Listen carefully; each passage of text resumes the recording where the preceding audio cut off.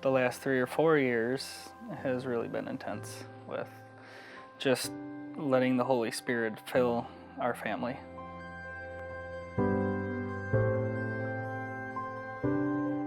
Grew up in Prior Lake from kindergarten all the way through my senior year.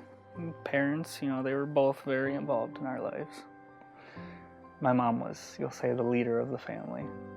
It felt right to believe what we believed and live how we lived. And we all had real faith and everything, but it was more tradition than gospel-filled. After high school, I moved to Montana to snowboard. I, in a sense, brought God with, but kind of left him at home too. And I actually found a very small, probably 25-person church, Baptist church. I went there one Sunday. The door shuts behind you and everybody turns around and checks to see who it is. And it was really awkward. I met a lot of people, and that one day, I think all 25 of them returned on the following Sunday and wasn't looking to fit in. I think maybe I was just looking to feel good for a little bit. After I got back from Montana, we had a family meeting in the living room, and my dad said he wanted a divorce. Both my sister and I were both adults, and it doesn't matter how long you wait until how old your kids are, it's still going to destroy your family.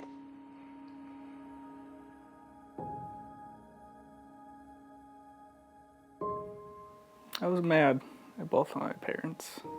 I'd maybe mad at God a little bit, but never really blamed God. Getting divorced, you got to be in some serious sin to give up on your family. I started drinking to kind of get over my parents' divorce and deal with that. But then it became a habit, and there were times I would drink until I literally just couldn't. There's a lot of times I'd go to church sitting in the back and I'd fall asleep. Times I was hungover, hiding in the back. I'd chew on a bunch of gum and kind of make very small conversation of people and jet out the door. I continued to go to church through all this to try and get the feeling I had before the divorce, before Montana. Just my whole life growing up as a kid. That's what I fought for. And nothing did it.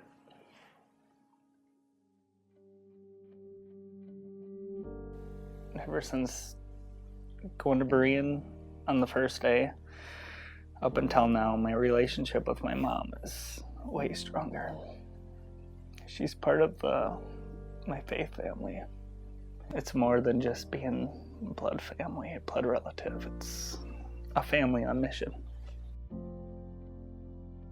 We decided to become members, and the more we got involved with Berean, the more we would find joy in just serving and just being a part of God's work instead of just sitting back watching it all happen.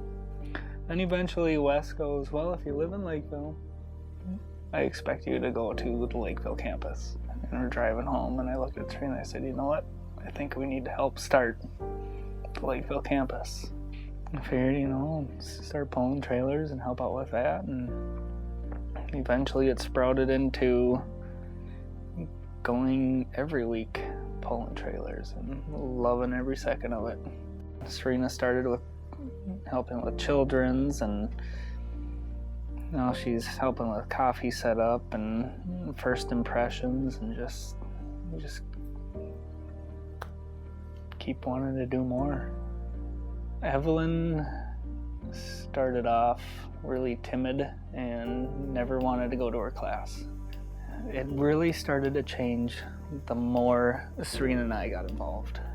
Just the last couple of years, just listening to their prayers when we go to bed at night, that the maturity in what they pray for and how they pray, it's like they're actually having a conversation with Jesus now. I feel my kids can understand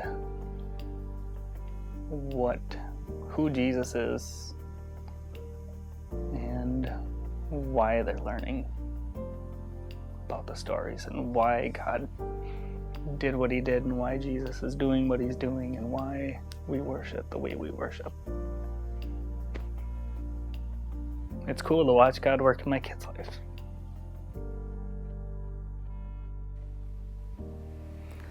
If you ask God if you can do more for him, he's gonna have a lot more for you to do. He'll take you out of your comfort zone, and he will give you the courage to do things you never thought you could. And he'll send you around the world.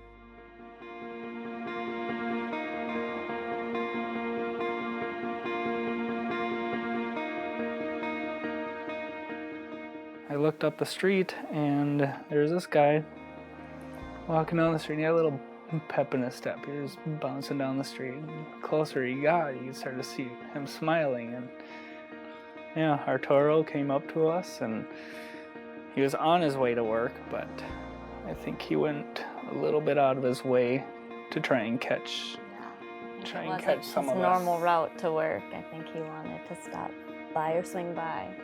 Yeah, and just seeing the joy and relief in his eyes. The little words that we could share with each other, we knew what one another were saying. You could feel his feelings. Yeah. You could feel his thankfulness and his... Yep.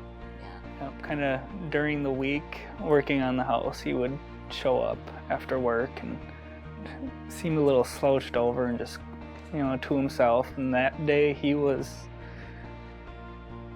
upright and he was happy. I think that last day too with Arturo walking down the street, that was just, as they say, like the icing on the cake for him. Just like, this is it. And we've come back and he's just been so gung-ho to go back. He's like, I want to go back. And he's like, I don't want to just go once. I want to build relationships there. I want to keep doing God's work.